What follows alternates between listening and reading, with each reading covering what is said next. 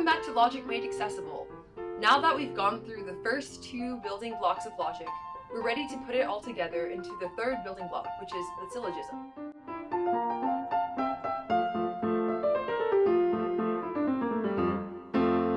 A syllogism is a specific form of argument through which we infer a conclusion on the basis of two premises, each of which is a declarative sentence expressing a proposition. Syllogisms are distinguished by the fact that the two premises share exactly one term in common.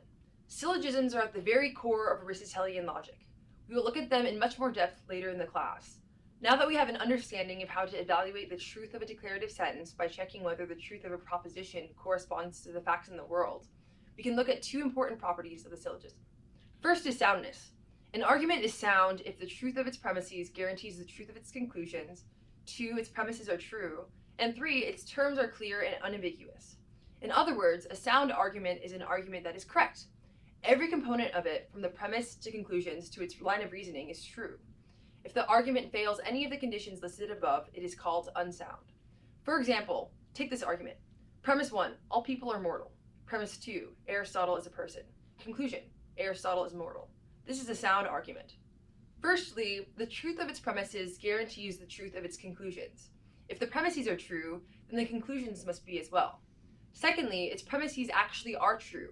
The respective propositions do correspond to actual facts of the matter, since it is the case that all people are mortal, and it is the case that Aristotle is a person. And people, mortal, and Aristotle are neither ambiguous nor unclear. By contrast, the argument premise 1, all people are immortal, premise 2, Aristotle is a person, and conclusion, Aristotle is immortal, is unsound. In particular, it fails the second condition. Premise 1 is false. People are not immortal. However, note that although it is not the case all people are immortal, should it have been true, then the conclusion would have also been guaranteed to be true. In other words, this argument fulfills the first condition. The truth of its premises guarantees the truth of its conclusion, although the premises themselves turned out to be false. This argument, although unsound, is still valid. This brings us to validity. An argument is valid if the truth of its premises guarantees the truth of its conclusion. In other words, valid syllogisms are those where, if the premises are true, it is not possible for the conclusions to be false. Otherwise, the syllogism is called invalid. Consider the following example. Premise 1, all snakes are trees. Premise 2, all trees are plants. Conclusion, all snakes are plants. This argument is wrong and hence unsound. Premise 1 is an absurd statement. No one in their right mind would believe that snakes actually are trees. But suppose premise 1 had been true. What if snakes had been trees?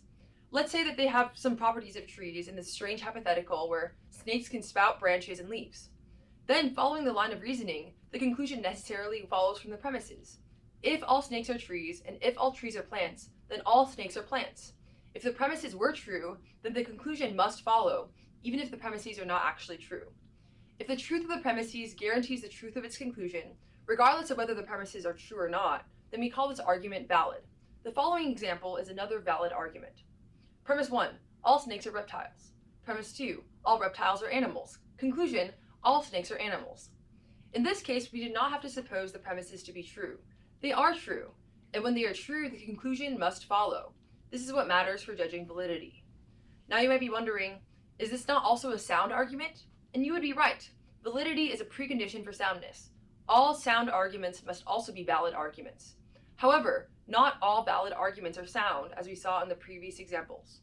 We are interested in studying validity because we want to know what kinds of syllogisms will get us from true premises to a true conclusion, irrespective of their content. We want to know the logical form of a good argument. If we can distinguish between a list of valid and invalid syllogisms, we will have a first practical standard for evaluating the strength of an argument. If we find it on the wrong side of our list, then we will know that it is a bad argument and we will know precisely why.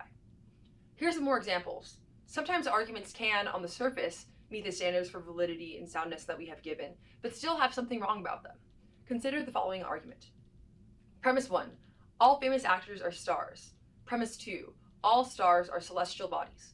Conclusion, all famous actors are celestial bodies. This argument uses two different meanings of the word star, one in each premise. This is an instance of what we call ambiguity. Recall that one of the conditions for a syllogism that we introduced in the definition is that the two premises must have exactly one term in common. However, even if premise 1 and premise 2 share the term star, the fact that it is used in two different ways means that it's not actually the same term, and therefore this syllogism is not sound. In conclusion, the three fundamental building blocks of Aristotelian logic are terms, propositions, and syllogisms.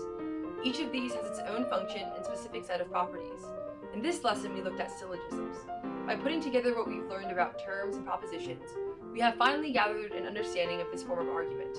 As we have seen, a syllogism can be valid or sound, and if it is sound, it is also valid. Using the properties we have learned, we can now characterize certain arguments and their specific components from a logical perspective. In the following lessons, we will nuance our understanding of each building block as matters become more and more complex.